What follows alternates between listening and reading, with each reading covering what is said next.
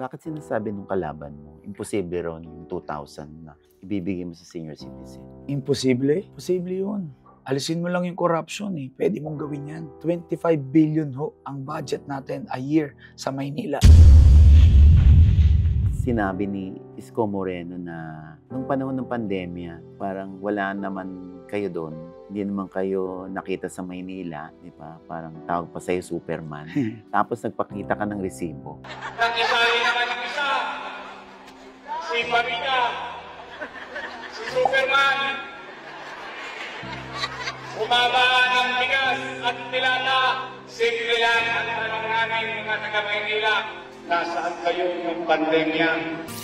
Thank you sa inyo, front row. Thank you sa inyo, front row. Sa mga taga front row, maraming salamat sa inyo. Wala ka ng ibang naisip, puro kabuhayan, parang puro ka pag-aayuda. Parang lahat na lang sinusubo mo. Wala ka na raw bang iba? Ganun talaga na eh. Pag hindi mo kayang tumulong eh, manira ka na lang.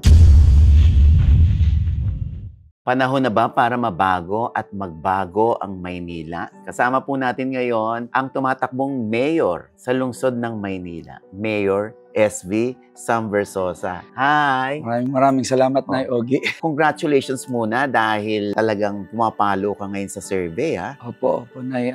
Masayang-masaya ako dahil unti-unti na pong nagigising yung mga kababayan natin at nararamdaman talaga nila yung intention ko para sa kanila. Araw-araw po akong umiikot na eh. Bawat iskinita sa Maynila, pinupuntahan ko. From 1st District hanggang sa pang-6 na distrito. Sinusuyod ko po yan at talagang nararamdaman po nila yung malasakit ko sa kanila. At karamihan doon, sinasabi nila, ikaw lang ang nakapunta rito sa lugar namin. Ikaw lang for 25 years, for 20 years. Ang laki ng Maynila, hindi naman lahat yan na susuot ng mga tumatakbo. Tama po kayo, 896 barangays. So talagang, kulang nga isang taon eh. Kung talagang 1 barangay per day lang ang pupuntahan mo. Pero ako po, sinusuyod ko kahit 5 to 10 barangays per day. Iniikot ko siya, pina-house to house ko. Doon ko nalalaman yung mga tunay na hinaing at mga problema ng mga kababayan natin. Kasi paano mo susolusyonan yun kung hindi mo alam mismo yung kalagayan nila? Kaya talaga hanggang sa pinakadulo, hanggang maabot ko yung dagat, pinakadulo ng Baseco, pinakadulo ng Isla Puting Bato, pati kagabi sa may Pandakan, sa Tondo, bawat Riles, pinupuntahan ko. Yung mga pinakamaliliit na iskinita. Meron pa akong napuntahan, parang tahanang walang bubong. Meron pa akong napuntahan ng mga talagang lugar na kahit maaraw na eh. Sobrang liblib. Sobrang dilim. Tirik na tirik ang araw, alas 12 ng tanghali umiikot ako. Pag pumasok ko doon sa iskinita nila, walang sunlight na pumapasok, walang araw. Kailangan ko pang gumamit ng flashlight. Ganun ho ang kalagayan ng mga kababayan natin sa Maynila. Ito po yung sinasabi kong kalagayan na hindi na napapansin. Hindi nabibigyan ng tulong at solusyon. Ito yung ilang taon na hong umaasa. Yung iba tumanda na ho doon. Sabi nila, umaasa pa rin hanggang ngayon na napangakuan. Sumubok na ilang beses ng ibang mga mayor. Pero hanggang ngayon, imbis masenso, lalong naghihirap. Sa pag-iikot-ikot mo, lalo na sa pagsuot-suot mo sa mga liblib na lugar sa kalakihan ng Maynila, ano yung unang-unang problemang tumambad sa'yo? Na noon pa to problema, ba't hanggang ngayon walang solusyon? Sa bawat ikot ko, sa bawat iskinita sa Maynila, bawat house to house ko, pare-pareho ang bulong at hinaing ng mga kababayan natin. Panggamot, pang-hospital, pang-maintenance. Bawat 2 bahay o 3 bahay, may nakaratay na matanda. Walang pagpapagamot. Lagi silang may nakareding reseta, humihingi na pang-maintenance. Yun ang problema eh. Kaya nga sabi ko, kung yun ang problema, yun ang solusyonan natin. Yung kalusugan nila. Kasi mahirap ka na, may sakit ka, doble-doble pa ang problema mo. Kaya nga, hindi lang yun ha. Bawat 3 kanto naman, may burol na eh. Di ba sinusuyod ko yung mga iskinita? Bawat 3 kanto may burol. May patay. Anong kinamatay? Heart attack, stroke. Bali, yung mga may sakit na humingi ng tulong na hindi nabibigyan ng gamot, sila rin yung mga namamatay. Parang hindi kasi natugunan yung pang-araw-araw nilang gamot. Hindi nila na iinom yung maintenance nila. So, tumataas yung BP, yung iba sugar, yung iba putol na yung mga paa. Sobrang diabetic kasi. So, talagang lahat na yata ng sakit nandun na eh. Kaya sabi ko, kailangan makita to ng mga kababayan natin. Kaya ako nagfe-Facebook Live everyday. Sa bawat ikot ko, bawat iskinita, pinapasok ko yung mga bahay, nandun yung mga nanay. Sila po yung umaasa ng mga libreng gamot, libreng pang-hospital na wala na akong matakbuhan. Sabi ko, bakit pa tayo nagkaroon ng local government kung hindi rin sila matutulungan? Nasaan yung 25 billion na budget ng Maynila? Kung ako po yung mabibigyan ng pagkakataon, uunahin ko yung kalusugan ng mga kababayan natin. Yan yung number 1 problem. Pangalawang problemang hinihiling nila, sa puhunan at kabuhayan. Kasi kaya nga sila nasa bahay, wala silang pinagkakakitaan. Umikot kayo, kailangan umikot yung mga tao Malaman nila yung kondisyon nila. Walang pinagkukunan ng pera itong mga to, walang trabaho. Kaya sabi ko, pag tayo nabigyan ng pagkakataon, yung ginagawa ko ngayon na pamimigay ng mga negosyo, gagawin ko rin yan sa mga kababayan ko sa Maynila. Ulitin ko po, 25 billion ang budget ng Maynila. Kung nasa tamang leader lang tayo na i-allocate yung pondo sa kalusugan, sa kabuhayan, at doon sa edukasyon ng mga bata, mapupunan yung 60 to 80% ng problema ng Maynila. Sa mga kandidatong tumatakbo, lagi naman nilang naririnig yan, yung pangako. Pag nakaupo na, napapako na. Kay Sam Versosa, gaano katotoo yung pangako mo? Ako na ulitin ko, tumakbo ko dahil hiniling po yung tulong ko nitong mga kababayan ko. Wala ho sa plano na mag-mayor ako. Hindi ko pinangarap saluhin lahat ng problema ng Manileño. But sa nangyari ho sa buhay ko, binigyan ako ng sobra-sobrang biyaya ng Diyos.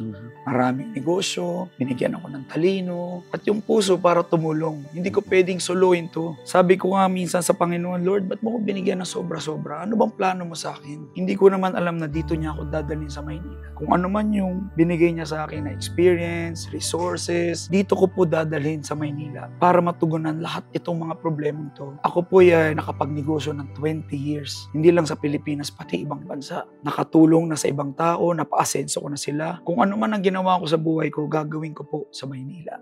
Yun po yung gagawin ko at wala na pong pangako dito. Hindi po to katulad nung ibang sinasabi niyong politiko na puro pangako kasi lahat ho nung sinasabi kong plataforma ko at mga gagawin ko sa Maynila, nagawa ko na po. Katulad nung tulong sa kalusugan, yung mga pinagawa ko pong diagnostic center, SB Mobile Clinic, SB Mobile Botica, lahat ho ito nagbibigay ng libreng serbisyo medikal, libreng gamot, maintenance medicine sa bawat barangay sa Maynila. Wala pa ho ako sa pwesto, ginagawa ko na yan. Napakadami ko na pong napagamot sa mga ospital. Doon naman sa edukasyon, napakadami nating binibigyan na scholarship, allowances, at tulong para makatapos sila sa pag-aaral. At yun nga, yung sa kabuhayan, yun yung expertise ko na bilang negosyante. Yan ho yung pinamamahagi ko sa libo-libo nating kababayan, Luzon, Visayas at Mindanao, galing sa sarili kong pera. Kung nagagawa ko yan galing sa sarili kong bulsa, ano ba naman pag tayo nabigyan ng pagkakataon? Libo-libo ho ang nabigyan ko ng kabuhayan na ngayon kumikita na sila. Bawat 3-4 na kanto sa Maynila, may nakikita akong nabigyan ko ng peso sa palengke, tindahan, bigasan, parisan. Yung isa pa,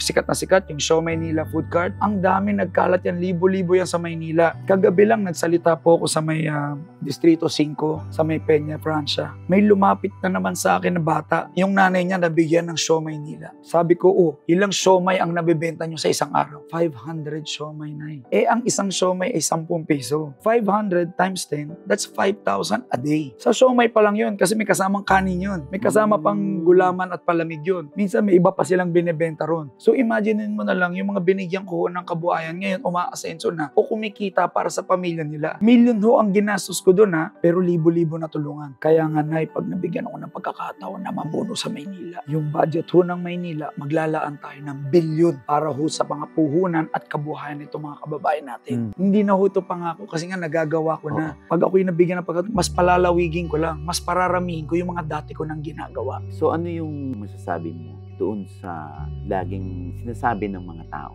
Kapag malaki yung ginagastos mo sa panahon ng pangangampanya, naku, kaya yan gumagastos kasi babawiin din yan pag nakaupo na. Kay Sam. Matagal ko na po itong ginagawa. More than 10 years ko na itong ginagawa. I've been awarded Philanthropist of the Year 4 times already. Alam mo po, lumaki ako na tinuro sa akin ng magulang ko na ang pinakamasarap na pagtulong, yung walang hinihiling na kapalit. Wala akong hinihiling na kapalit sa lahat ng mga natulungan ko. Natulungan ko Luzon, Visayas, hanggang Mindanao. Mga kapatid nating Muslim sa Mindanao, wala naman ako hinihiling na kapalit. May programa ako sa telebisyon yung Dear SB. Nung pandemya, napanood kami sa Tutok Tuwin. Nung pandemya, napakadami naming tinulungan, iba't ibang syudad. Doon nga ako nakilala na Doon nga unang sumikat yung Spam Versosa yung pagbibigay ko ng mga Delimundo. Pinaparamdam ko sa mga kababayan natin na tatratuhin ko sila ng tama. Nakaramdam na nga sila ng sakuna, baha, sunog. Gusto ko naman makaramdam sila ng konting kahit papaano ginhawa mula sa mga taong nagmamalasakit. Kumbaga, lahat ho ng sinasabi ko at binibigay ko, nagawa ko na po yan na walang hinihiling na kapalit. Kaya ang sinasabi ko, pag ako nabigyan, walang bawian ang mangyari. Titriplihin ko pa yan, times 10 ko pa yan, gamit ang pera ng Manileño. Ibibigay ko sa kanila yan ng buong buo. Lagi ko nga itong pinagmamalaki, Nay. Kung meron man ako ipagmamalaki sa mga kababayan ko Manileño na hindi kayang sabihin ng mga katunggali natin, hindi ko po pag-iinteresan ang pera ng Maynila. Hindi ako tumakbo, Nay, para magpayaman. May mga negosyo na po ko bago pa ako pumasok ng politika. Sabi ko nga, Nay, lahat na po ng tinrabaho ko, dugot pawis yan. Pinaghirapan ko po yan ng 20 years. At lahat po yung meron ako, yun po yung sinishare ko sa mga kababayan ko. Wala ko kung pinipili. Lahat naman, tinutulungan ko. Nagkataon na taga Maynila ako at hiniling nila yung tulong ko. Kaya ngayon, nandito ako para sa kanila. Kasi sabi ko, sa milyong-milyong mga populasyon ng Maynila, 2 o 3 tao lang ba ang kayang mamuno dyan? Tayo po ay biniyayaan ng talino, ng mga negosyo, at ng puso para tumulong. At nandito po ako para i-share yan sa mga kababayan ko. So itatanong nila, bakit ka pa tumakbo? Successful ka namang negosyante. Kasi na ganito nakakatulong naman ako dati.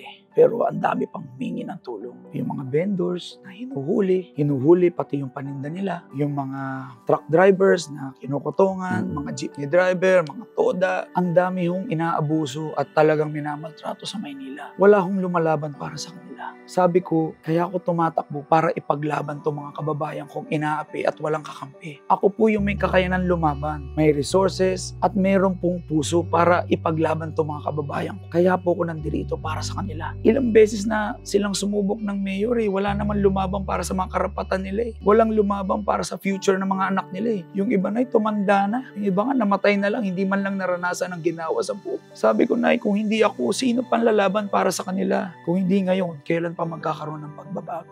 So lagi mo ring pinaglalaban na sana ay hindi ibinibenta ang mga properties ng Manila. Saan galing yun? Kasi po, Nay, hindi ito pagmamay-ari ng mga namumuno Pagmamay-ari ito ng mga Manileño. Hoy, sinasabi naman nila, para naman sa COVID yun nagka-COVID Alam mo, Nay, ngayon lang ako nakarinig niyan. Buong Pilipinas, wala hong mayor na nagbenta ng ari-arian para sa COVID. Tanging Maynila lang. Kaya nga, nakakainis Nagamit pa yung COVID bilang dahilan para mangutang at magbenta. Pero totoo lang, kung ako yun, tanggalin mo lang naman yung korupsyon Hindi mo na kailangan magbenta. Kasi Nay, for example, sa Quezon City, mas malaki pa nga yan kaysa sa Maynila, pero hindi natin nabalitaan na nagbenta si Mayor Joy Belmonte ng ari-arian. Pati sa Makati, wala rin naman nagbenta. Pati sa Pasig, sila Mayor Vico Soto, wala naman binentang ari-arian at hindi naman ginamit yung pandemya para mangutang. Tanging Maynila lang ang gumawa niyan. Kaya sabi ko, may mali Tapos hindi na kontento, hindi lang isang binenta. Ang dami-daming ari-arian at lahat yan on record. Kaya nga, Nay, umabot pa yan ng 65 billion daw yung nabenta. Ayon niya, nasa kasamaan mismo nila na si Congressman Amado Bagatsing na ganun daw kalaki yung binenta, 65 billion. I-add mo pa yung inutang na 17.8 billion. Almost 100 billion yun, Nay. Hindi biro ang bilyon-bilyon na halaga na yan. Kung ikaw, mayor, at meron kang almost 100 billion sa kamay mo, sa tingin ko, dapat nasolve mo na yung problema sa pabahay. Nasolve mo na yung mga gamot ng mga seniors Nasolve mo na yung edukasyon ng mga kabataan at syempre dapat nakapagbigay ka ng trabaho at kabuhayan. Pero hanggang ngayon, sabi ng mga kababayan natin, wala naman silang naramdaman doon sa mga binenta at inutang. Yun po yung damdamin ng mga kababayan natin na araw-araw kong kinakausap. Galit na nga ho sila Sabi nila, naku Sam, pag ikaw naging mayor, wag mo ibebenta Maynila Tulungan mo kami wala na kaming ibang maaasahan kundi ikaw. Ito ho yung araw-araw na nakakasalubong kong mga matatanda na minsan nagpapayak sa akin Kagabi, may tumabi lang sa akin na matanda kahit pagod na ako dahil nagpapahinga ako, may tumabi. Sabi sa akin, Sam, ito pa rin mo yung mga sinabi mo umaasa kami sa'yo. Sinabi niya sa akin na napakalambing na talagang parang ako na yung huling barahan niya, ako yung pag-asa niya para makuha yung anumang tulong na gusto niyang makuha. Kaya sabi ko sa kanya, pagkatapos nun, Nay, bigla na lang talaga akong naiyak. Tapos sabi ko, Nay, huwag kang mag-alala, hindi kita bibiguin. Kung ano man yung mga sinabi ko, yun kagad yung unang-unang ipatutupad ko pag nanalo tayo. Nay, sa tagal ko pong nangangampanya at umiikot sa Maynila, mas lumalim na ho yung dahilan ko para ilaban sila. Mas napamahal na ako sa mga tao at ramdam ko na mahal nila ako kasi sa bawat ikot ko, bawat yakap, halik, iyak ng mga kababayan natin sa akin, lalo kong nadadama na talagang wala na silang ibang tatakbuhan kundi ako. Kaya sabi ko, ilalaban ko sila hanggang dulo at talagang ibibigay ko po lahat para sa kanila. Ang panalo ko po, hindi ko panalo pero panalo ng bawat Manileñong umaasa sa tulong sa Maynila. Bakit sinasabi nung kalaban mo, imposible ron yung 2,000 na ibibigay mo sa senior citizen? Imposible? Posible yun. Alisin mo lang yung corruption eh. Pwede mong gawin yan. 25 billion ho ang budget natin a year sa Maynila. Ano ba naman bigyan mo ng 2,000 buwan-buwan yung mga seniors? Ang seniors natin around 180 to 200,000.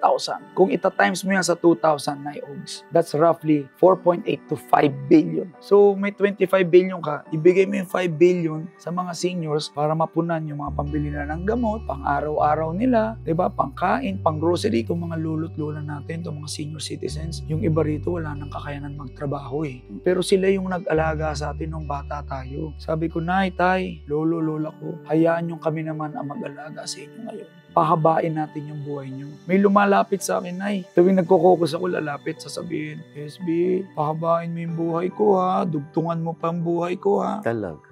Ito yung mga bagay na sabi ko sa inay, minsan kumukurot sa puso ko na mas lalo kong sipagan, mas lalo kong galingan, mas lalo kong ibigay lahat. Kasi wala nang inaasahan itong mga kababayan ko. Tumanda na itong mga to. Sabi ko nga sana maabutan nila yung pagbabago. Kasi may isa rin ako napuntahan bahay na nakaratay na yung matanda ko. Ganun sa akin. Sabi sa akin, SB, sana kahit wala na ako, ituloy mo yung mga pangako mo.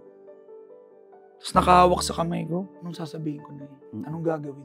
Nakaratay na ako siya sa kama. Lagi ko lang sinasabi sa kanya, Nay, kaya kailangan ko manalo para mapatupad ko lahat ng mga pinangako ko sa inyo. Yung mga pinakita mong drawing ng mga hospital ba yan, mga diagnostic center, mananatili ba siyang drawing? Nay, alam mo, naumpisahan ko na po yung isa doon. Pero sa tulong ho ng mga kababayan natin, mapapagawan ko po yan sa buong Maynila, bawat distrito. Ito yung sinasabi kong sinimulan ko na bago ko pa ipangako. Actually, bumili na ako ng sangkatutak ng mga trucks, SB Mobile Clinics, SB Mobile Botica. Hindi ko na inantay manalo. Dinala ko na yung mga hospital sa bawat barangay. Ito yung nagbibigay ng mga libreng serbisyo medikal, x-ray, ultrasound, diagnostics, mga laboratory, pati libreng maintenance medicine. Ito yung mga kailangan ng mga kababayan natin kasi yung iba, wala nang check-up na Kaya yung iba, stage 3, stage 4 cancer na kagad yung nakikita sa kanila kasi wala namang mga annual check-up to Ito yung mga dapat na regular na nangyayari o ginagawa sa kanila na binibigay na sana na benepisyo ng gobyerno. Annual check-up na libre para naman humaba yung mga buhay nila. Ang nangyayari pag sumakit na lang yung katawan nila at na-diagnose sila, stage 4 na agad Tapos na kagad Wala nang pag-asa, wala nang chance gumaling. Ang gusto nga natin, pahabahin ang buhay ng mga tao para kahit papaano ma-enjoy nila yung mga oras nila sa kanilang pamilya. Ano yung initial reaction mo nung sinabi ni Isko Moreno na nung panahon ng pandemya, parang wala naman kayo doon, hindi naman kayo nakita sa Maynila, di ba? Parang tawag pa sa'yo Superman. Tapos nagpakita ka ng resibo. Nag-isari naman yung isa, si Pamina, si Superman, bumaba ng bigas at tilata, simple lang ang tanong namin mga taga-Maynila. Nasaan kayo ng pandemya? Thank you sa inyo, front row. Thank you sa inyo, front row. Nakalagpas 20,000 na po tayo na sako ng bigas na napamigay. Nakapagbigay na po tayo sa City of Manila.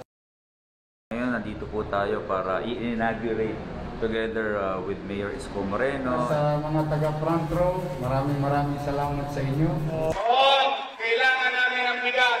Noon, kailangan namin ng dilata. Tayo nagkita sa finals. Sila, nowhere to be found. Nandito tayo sa maraming barangay na pupunta natin ngayong araw. Tuloy-tuloy pa rin po yung pamimigay ng mga konting ayuda galing sa Tutok Tuwin, Front Row Cares. Ngayon, panyang-ganyan ka pa, parang may gera. Lahat po ng pamimigay natin ngayon galing po sa Front Row. Mamaya marami pa tayong pupuntang barangay. Tuloy-tuloy lang yung pagtutok sa mga kababayan natin. So salamat sa lahat ng suporta. Hindi nyo kami matutulungin. Yun nga medyo natawa na lang talaga ako kasi isa ho siya sa mga napadala namin ng mga bigas. Kasi buong Pilipinas naman tinulungan namin ng pandemya. Luzon, Visayas, Mindanao. Alam mo nung unang kasagsagan ng pandemya, wala pang isang buwan nasa labas na ho kami. Nagbibigay na ho kami ng tulong. Nasa Payatas na ako, namimigay na kami kami ng mga Spam, Delimundo, tsokolate at iba pa. Tapos namigay na kami kagad ng 20,000 na kaban ng bigas sa iba't ibang munisipyo yan sa buong Pilipinas. Pinadala ko yan sa Zamboanga, La Union, Pangasinan, sa Pasig, sa Quezon City, nga, sa totoo Manila. Pero wala eh. Kasi kung ang intention mo lang talaga ay makuha ang Manilenyo, bakit ka pa pumupunta ng ibang lugar sa Pilipinas para magbaba ng tulong nung pandemya? Kaya nga po binibigyan pong mali siya. Kaya nga natatawa ako na kasi ganyan talaga kadumi yung politika minsan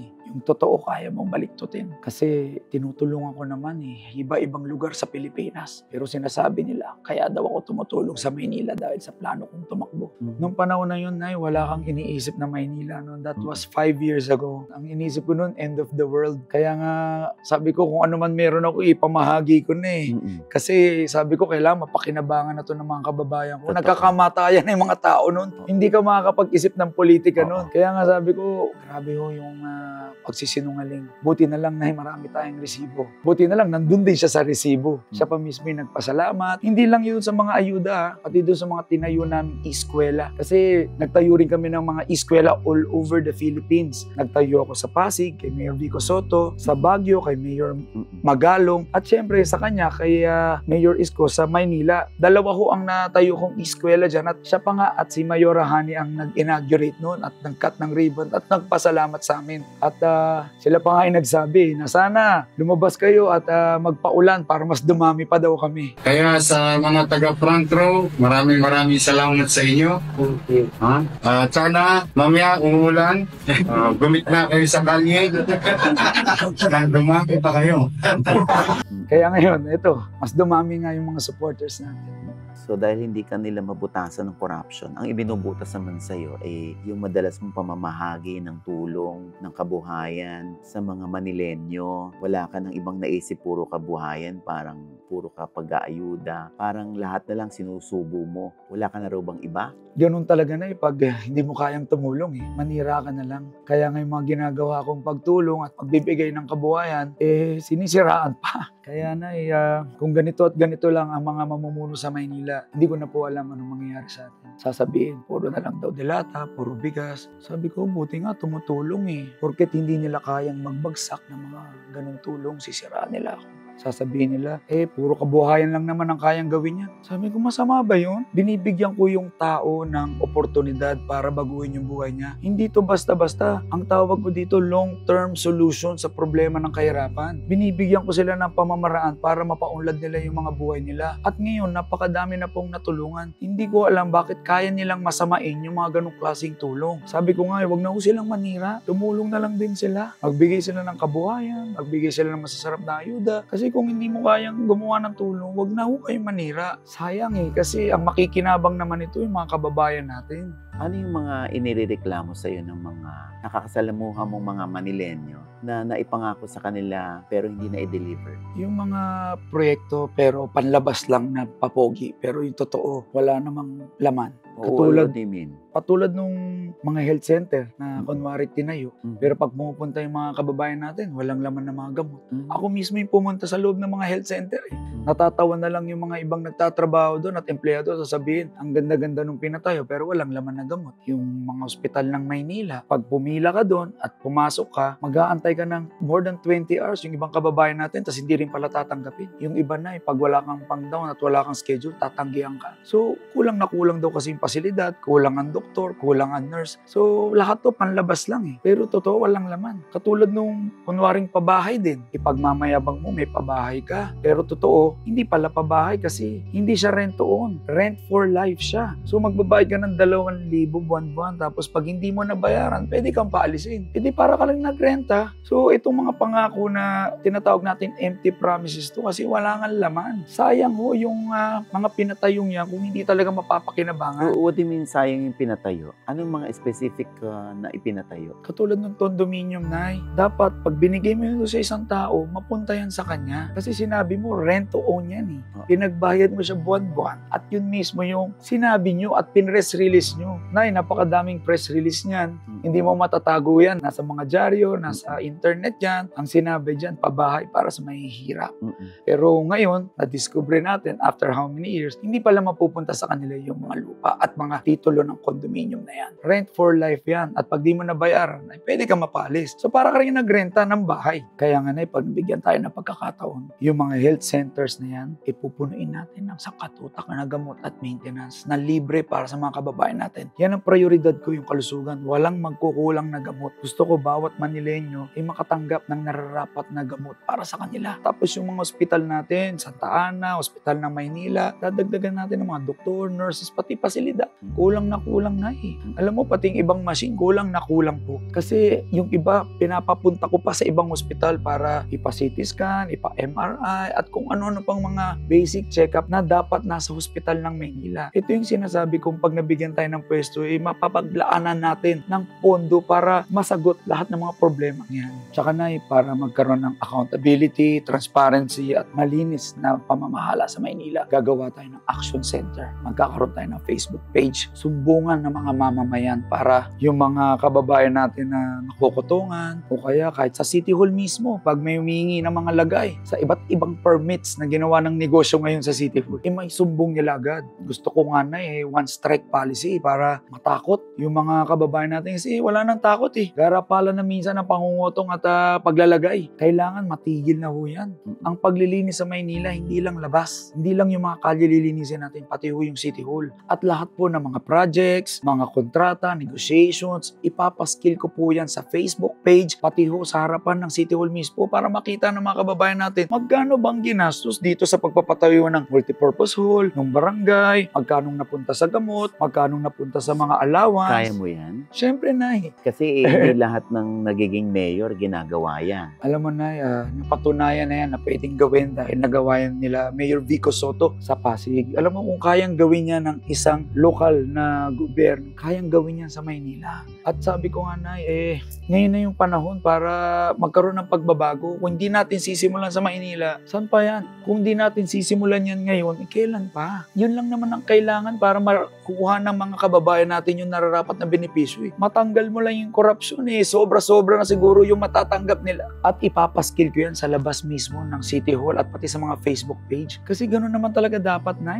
Kailangan makita ng mga kababayan natin yung saan napupunta yung pera nila. Kung wala ka naman tinatago at hindi ka naman korap at wala namang korupsyon, wala ka naman dapat ikatakot. Ako kaya ko namang sabihin at gawin yan. Ewan ko lang doon sa iba kung kaya nilang gawin yan. Kasi dapat naman talaga may accountability at transparency. Otherwise, wala na ho talagang magbabago. Paulit-ulit na korupsyon at maghihirap na ho ang Maynila. Sana matapos na ho yung korupsyon. Simulan na ho natin ang pagbabago. Noon pa kilala ko na si Sam Versosa. Ako po bilang Board of Trustee ng Kasuso Foundation, kung saan meron ho kami almost 700 breast cancer patients. Kada hingi ko po ng tulong kay Sam Versosa ay hindi po kami tinatanggihan. At lagi siyang nakaagapay, nakatulong sa amin. Kaya ganun ko siya kakilala, yung consistency niya. Kaya thank you so much doon Sam. Ang gusto kong marinig mula sa iyo yung mensahe mo sa mga Manileño.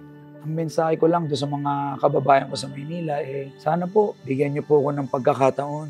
Isa lang, pag di niyo naman nagustuhan o hindi niyo naramdaman yung serbisyo ko, hindi ko kayo natulungan, huwag niyo na po ako iboto next term. Kilala ko naman yung mga kababayan kong Manileño Once binigyan ka ng tiwala ng mga yan, tuloy-tuloy na yan. Huwag mo lang sasayangin. Huwag ka sanang sayangin ng Maynila.